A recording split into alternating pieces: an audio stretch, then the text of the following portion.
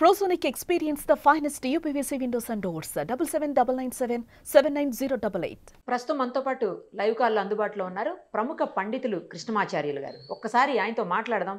తిరుపతిలో శివుడు కళ్ళు తెరిచాడు, ఇంకా కలియుగం అంతమైపోతుంది అని చెప్పేసి ఇది అశుభ సూచకం అని కొంతమంది మాట్లాడుతున్నారు. గురువుగారు ఏం చెప్తారో చూద్దాం. అసలు నిజంగానే శివుడు కళ్ళు తెరిచాడా లేకపోతే ఇదంతా కల్పితమా అన్నీ ఆయన మాటలోనే వినేద్దాం.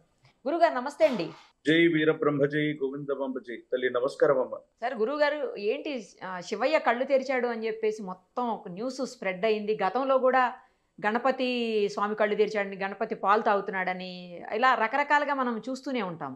ఇది కూడా అలాంటిదేనా లేకపోతే నిజంగానే శివయ్య కళ్ళు తెరవటం అనేది జరిగిందా? ఇది గనక నిజమైతే కలియుగం అంతమైపోతుంది, ఇది అశుభ సూచకం అని చెప్పేసి కొంతమంది మాట్లాడుతున్నారు. మీరేమంటారు? అసలు అది కొంతమంది ఏమో పసుపు అలా కళ్ళలాగా పెట్టారు, అది రియల్గా ఆయన ఏం కళ్ళు తెరవలేదని కొంతమంది మాట్లాడుతున్నారు. మీరేమంటారు? ఒక వ్యక్తి యొక్క భూత భవిత వర్ధమానాలు తెలియజేసే జ్యోతిష్ శాస్త్రం చాలా అద్భుతమైతే, ఓ వ్యక్తి, ఓ వ్యవస్థ, ఓ రాష్ట్రం, ఓ దేశం యావత్ ప్రపంచ భవితని ముందుగానే ఊహిస్తే, కాలచక్రంతో సహా వివరించగలిగితే అటువంటి అద్భుతమైన ఫలితాలు చెప్పగలిగిన మహనీయులు, అవతార పురుషులు శ్రీమద్ విరాట్ పోతులూరి వీరబ్రహ్మేంద్ర స్వాముల వారు. ప్రపంచంలో ఎక్కడ ఏ వింత జరిగినా, ఏ విచిత్రం సంభవించినా, ఏ సంభ్రమ ఆశ్చర్యాలకు మనం లోనైనా వెంటనే చెప్తాం, బ్రహ్మం గారు కాలజ్ఞానంలో చెప్పారు, ఇలా జరుగుతోందని అంటూ ఉంటాం, వింటూ ఉంటాం. నిన్న జరిగినటువంటి ఈ సంఘటన మనందరినీ కూడా ఈ వింత విశేషం ఎందుకు జరిగింది, వీరబ్రహ్మేంద్ర స్వాముల వారు సాంద్ర సింధు వేద్యమైనటువంటి కాలజ్ఞానంలో చెప్పినట్టుగా ఏవైనా జరగబోతుందా, నిజంగా కలియుగాంతానికి ఇది సంకేతమని మనం అనుకోవాలి. మరి వీరబ్రహ్మేంద్ర స్వాముల వారి యొక్క కాలజ్ఞానంలో ఏముంది?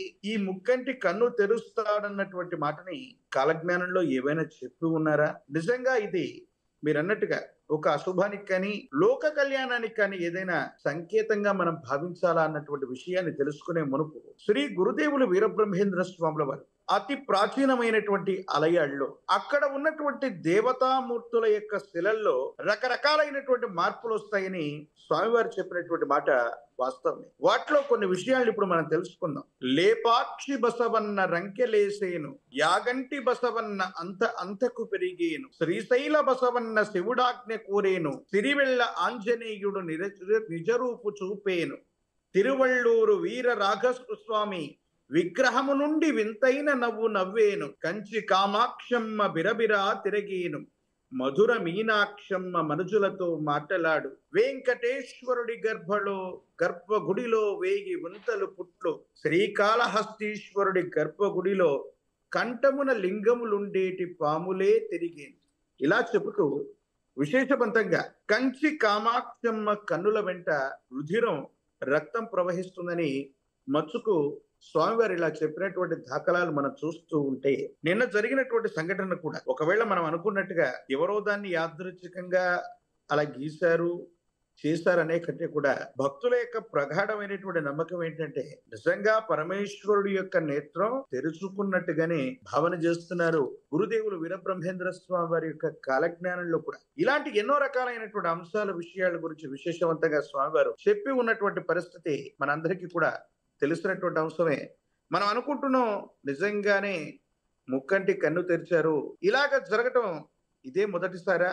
ముక్కంటి కన్ను తెరవటం, పరమేశ్వరుడి యొక్క నేత్రం తెరవటం ఇదే మొదటిసారి అంటే కాదు. 2004లో ఇలాంటి సంఘటనలు కొన్ని జరిగాయి. 2021లో ఇలాంటి సంఘటన జరిగింది. కేరళలోని గోకాక్ అన్నటువంటి ఒక విశేషవంతమైనటువంటి గ్రామంలోని శివాలయంలో ఇలాంటి సంఘటనలు జరిగినట్టుగా మనకు సోషల్ మీడియాలో కూడా సమాచారం ఉంది. 2023 జూన్ మాసంలో శ్రీకాళహస్తీశ్వర ప్రాంగణంలో మనందరికీ కూడా బాగా తెలుసు, జ్ఞాన ప్రసూనాంబ సమేత శ్రీకాళహస్తీశ్వర స్వామి వారి యొక్క వైభవం మనందరికీ కూడా తెలుసు. భక్త కన్నప్ప తన నేత్రాన్ని సమర్పించాడన్నటువంటి వృత్తాంతం కలిగినటువంటి మహోన్నతమైనటువంటి ఆలయ ప్రాంగణం శ్రీకాళహస్తిలోని ఒక్క శివాలయంలో కూడా ఇలాంటి సంఘటనే 2023 జూన్ మాసంలో జరిగినట్టుగా సమాచారం ఉంది.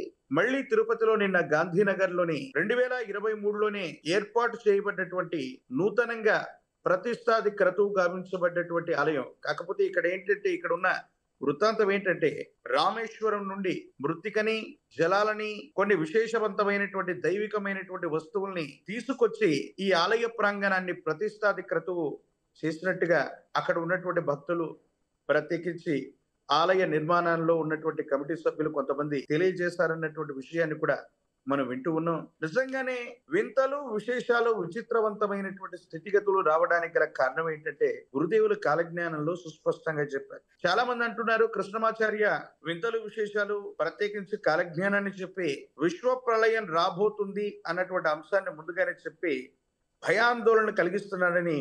ఇది నా యొక్క సొంత అభిప్రాయం కానే కాదు.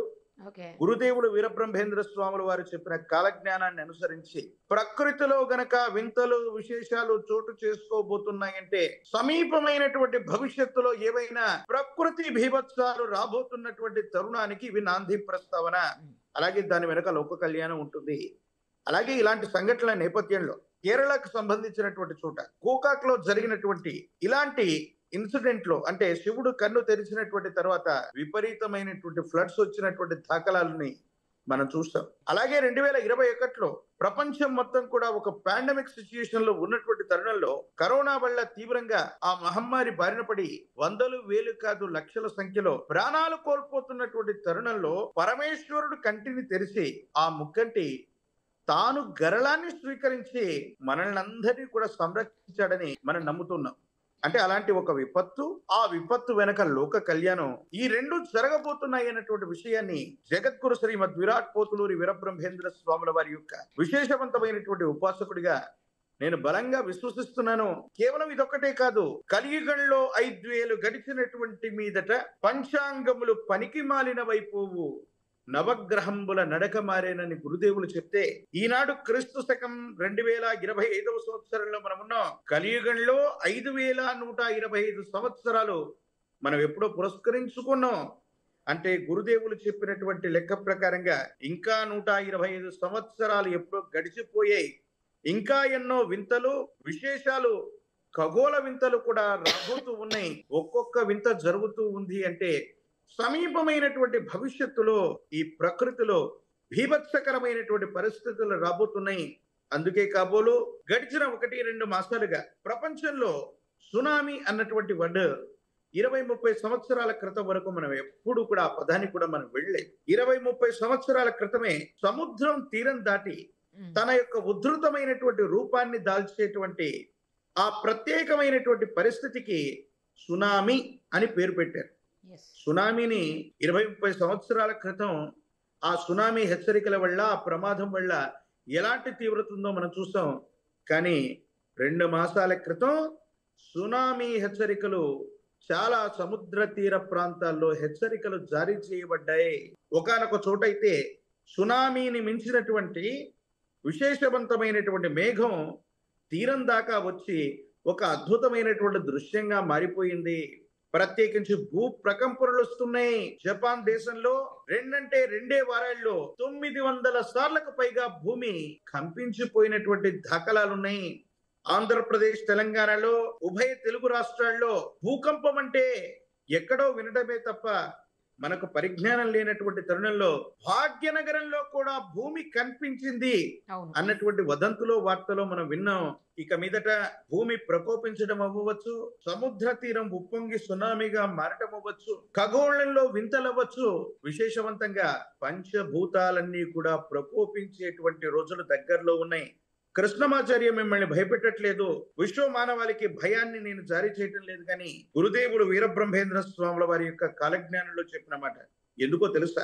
పరిత్రాణాయ సాధూనాం వినాశాయ చ దుష్కృతాం ధర్మ సంస్థాపనార్థాయ సంభవామి యుగే యుగే యథా యథా హి ధర్మస్య గ్లానిర్భవతి భారత అభ్యుత్థానమధర్మస్య తథాత్మానం సృజామ్యహం. కలియుగంలోని మొదటి పాదంలోనే 5,000 సంవత్సరాలు పూర్తి కాక మునిపే ధర్మం అన్నటువంటిది పూర్తిగా అనగదొక్కబడి అధర్మం వృద్ధి చెందుతున్నటువంటి రోజుల్లో పరమాత్మ తనను తాను సృజించుకుంటూ కొత్త అవతారమూర్తి రూపంగా విశేషంగా రాబోతున్నటువంటి తరుణం. అందుకే కాలజ్ఞానంలో స్వామివారు చెప్పారు, వీరభోగ వసంతరాయుడిగా నేనొచ్చు తరుణాన సముద్రములే ఉప్పొంగు పల్లె పట్నములన్నీ మునిగిపోవునని. ఇలాంటి ప్రకృతి భీభత్సకరమైనటువంటి పరిస్థితుల్లో పాపులందరూ కూడా విశేషవంతంగా నిష్క్రమించడానికి, సజ్జనులందరినీ కూడా సంరక్షించడానికి పరమాత్మ ఈ ప్రకృతి విపత్తులని జారీ చేసే ముందు అదే కొన్ని నేను అదే రకాలైనటువంటి అందుకే వింతలు అన్నాను విశేషాలు స్వామి. వస్తాయి. ఏమంటే ఇది అశుభ సూచికమా లేదా శుభ సూచికమా, ఏం జరగబోతుంది అనేది అందుకే అన్నాను ఆ మాట నేను అమ్మ అందుకనే స్వామి. కేవలం ఇది అశుభ సంబంధమైనటువంటి అంశం అనే కంటే కూడా దీని అదే వెనక ఒక కొంతమంది లోక అలా కళ్యాణం అంటున్నారు, దాగి అందుకని అంటున్నాను ఎస్ దీని వెనక ప్రకృతి వైపరీత్యాలు మాత్రం స్వామి. తప్పకుండా వస్తాయి. ఉమ్, ఈ ప్రకృతి వైపరీత్యాల వెనక ఆ, మళ్ళీ లోక కళ్యాణం కూడా ఉంది. ఎందుకంటే ఆ, అత్యాధునిక సాంకేతిక పరిజ్ఞానంతో కూడినటువంటి వ్యవస్థలతో మనం పురోగమిస్తూ అంటే కొంతమంది కొట్టిపడేస్తారు కదా స్వామి, ఇవన్నీ మూఢనమ్మకాలు, ఇవన్నీ జరిగేవి కావు, కావాలని క్రియేట్ చేస్తున్నారని కూడా కొంతమంది మాట్లాడుతూ ఉంటారు. అమ్మ 21వ శతాబ్దంలో మనం ఉన్నాం. శాస్త్ర సాంకేతికత చాలా బాగా ఎస్, అవును, అభివృద్ధి చేసుకున్నాం. అవును, మరి 4 సంవత్సరాల క్రితం కరోనా లాంటి మహమ్మారి వస్తే అందరికి మనం అందించినటువంటి ట్రీట్మెంట్ అవును, ఏమిటి? అవును స్వామి, కరెక్ట్ మీరు చెప్పింది. స్వామివారు చెప్పినటువంటి కాలజ్ఞానాలు అందరు చెప్పారు. అవును, మరి ఇలాంటి విషయాలు బ్రహ్మం గారు కాలజ్ఞానంలో ముందే చెప్పి ఉంటే వాటికి సంబంధించినటువంటి పరిహారం చెప్పలేదా అని ఉమ్, మచ్చుకు ఒక చిన్న ఉదాహరణ చెప్తాను. విశేషవంతంగా కరోనా ఎక్కడి నుంచి వచ్చిందంటే ఈశాన్య భారతదేశానికి ఈశాన్య దిక్కు నుండి చైనా నుండి వచ్చింది. ఈశాన్య దిక్కు నుండి విషగాలి వీచేను లక్షలాది జనులు చచ్చేరయ్య. ఓకే, కోరంకి అను జబ్బు 1,00,00,000 మందికి తగిలి కోడిలాగా తూగి సచ్చేరయ్య. కోటి అంటే అర్థం ఏంటి? 100 లక్షలు అనుకుంటాం. కోటి అంటే అర్థం ఏంటంటే అనంతం, అంటే లెక్కలేదు. అలాగే కోడిలాగే తూగి చచ్చిపోతారన్నారు. ఎందుకన్నారో తెలుసా? ఆ మాట ఎందుకు వాడారు? కోడినే వాడకుండా ఏ కుక్కనో వేరే పక్షినో అక్కడ స్వామివారు వాడి ఉండొచ్చు, కానీ కోడే అన్నారు. కోడి పందాలు జరుగుతూ ఉంటాయి ఉభయ తెలుగు రాష్ట్రాల్లో, మనందరికీ కూడా బాగా తెలుసు. ఏ సందర్భంలో జరుగుతాయి? ఒక ఫెస్టివల్, ఒక పండుగకి, సంక్రాంతి పర్వదినానికి అటు ఇటుగా కోడి పందాలు ఆడేటువంటి ఆటను మనం చూస్తాం. ఒక కోడి మరో కోడిని కొట్టుకుంటున్నటువంటి సందర్భంలో కోడి ఎంత రుధిరం ప్రవహిస్తున్నా, రక్త గాయాలు అవుతున్నా అది పోరాడుతూనే ఉంటుంది. అవును, కానీ దాని ఊపిరికి సంబంధించినటువంటి శ్వాస వ్యవస్థకి చిన్న దెబ్బ తాకితే వెంటనే చచ్చిపోతుంది.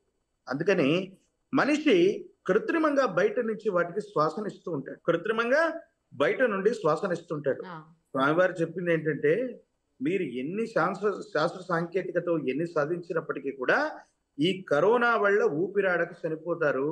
ఇది శ్వాసకోశానికి సంబంధించినటువంటి వ్యాధి. మనందరికి ఇచ్చినటువంటి ట్రీట్మెంట్ ఏంటో తెలుసా?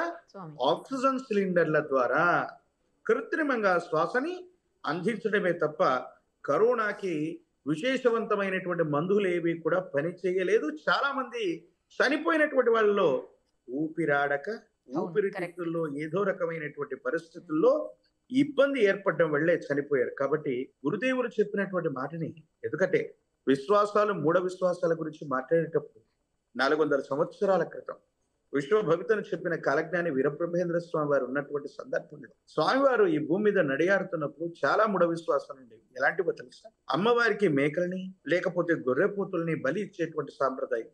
అమ్మ బలి కోరదని చెప్పి పోలేరమ్మను పిలిస్తే అమ్మవారు నిప్పు తీసుకొచ్చినటువంటి దాఖలాలు ఉండేవి. ఈనాడు చాలా మంది అమ్మవార్లు బలి కోరరు అనేటువంటి ఉద్దేశం చేత మనం వాటిని ప్రచారం చేస్తున్నాం. అలాగే పూర్వం కన్యాశుల్కం, బాల్య వివాహం ఇలాంటి వ్యవస్థలు ఉండేవి. 10 సంవత్సరాల లోపు ఉన్నటువంటి ఆడపిల్లలకి వివాహాలు అయ్యేవి. కానీ ఎవరైనా సరే ఒక స్త్రీ రజస్వల అయితే రజస్వల అనంతరం వివాహం చేసుకోకూడదనేటువంటి మూఢనమ్మకం ఉండేది. కానీ వీరబ్రహ్మేంద్ర స్వాముల వారు 400 సంవత్సరాల క్రితం ఏ మహిళ అయినా, ఏ స్త్రీ అయినా సరే రజస్వల అయినటువంటి తర్వాత మాత్రం వివాహం చేసుకోవాలని ఈ భూమి మీద నాకు తెలిసి 400 సంవత్సరాల క్రితం రజస్వల అనంతరం మొట్టమొదటి వివాహం చేసుకున్నారు వీరబ్రహ్మేంద్ర స్వామి. ఈ రోజు భారతదేశంలో అది చట్టం. అందుకే మైనర్ గా ఉన్నటువంటి బాలికను ఎవరు కూడా వివాహం చేసుకోరు. 18 ఏళ్ళు నిండినటువంటి తర్వాత మాత్రమే ఈ రోజు భారతదేశంలో ఏ మహిళనైనా వివాహం చేసుకోవాలన్నటువంటి చట్టం. ఎన్నో రకాలైనటువంటి మూఢాచారాలను రూపుమాపినటువంటి విశేషవంతమైనటువంటి యోగి పుంగవులు వీరబ్రహ్మేంద్ర స్వామి వారు. మీరు అన్నట్టుగా చాలా మంది ఇది కేవలం మూఢ విశ్వాసం, లేకపోతే ఇలాంటివి ఏవి జరగవు అని మనం అనుకుంటున్నాం. కానీ ప్రపంచం మొత్తం కూడా భారతావనితో సహా ఎలాంటి ఉత్పాతంలో మనం ఉన్నామో తెలుసా? నిన్న మొన్న దాయాది దేశమైనటువంటి పాకిస్తాన్ తో యుద్ధపూరితమైనటువంటి వాతావరణాన్ని మనం చూస్తాం. అంతకంటే ముందు రష్యాకి ఉక్రెయిన్ కి మధ్య వారాలు, నెలలు, సంవత్సరాల తరబడి యుద్ధకాంక్షతో రగిలిపోతున్నటువంటి పరిస్థితులు మనం చూస్తున్నాం. ఇక ప్రపంచంలో ఒక దేశం మరో దేశంతో తగువ పట్టడానికి కూడా సిద్ధమైనటువంటి వాతావరణం ఉన్నాం. మనందరి దగ్గర ఉన్నవేంటో తెలుసా? మామూలు అస్త్రాలు కాదు, అణ్వాయుధాలు, అణ్వాస్త్రాలు. వీటిని ఉపయోగించడానికి కూడా ప్రపంచం మొత్తం కూడా సిద్ధపడిపోయింది.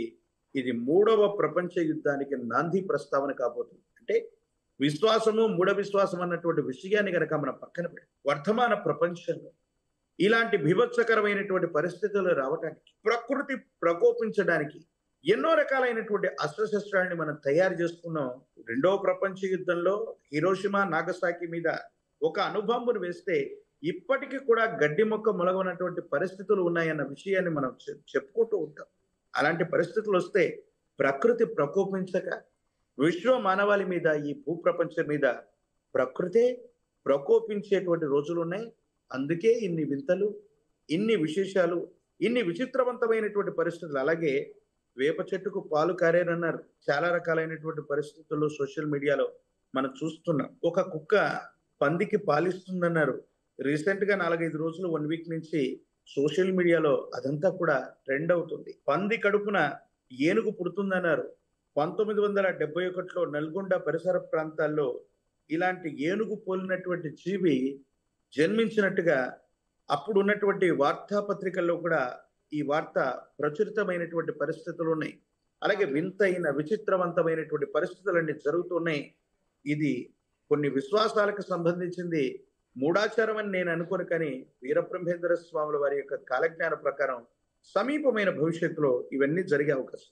చాలా పర్ఫెక్ట్గా చెప్పారు స్వామీజీ. ఎందుకంటే ఈ భక్తి కావచ్చు, లేకపోతే దేవుడు కావచ్చు, లేకపోతే ఇలాంటి నమ్మకాలు అన్నీ కూడా ఎవరి ఇష్టం వాళ్ళది, వన్స్ ఓన్ ఫెయిత్, ఎవరి నమ్మకం వాళ్ళది కాదని ఎవరు మాత్రం అనగలుగుతారు ఇందులో.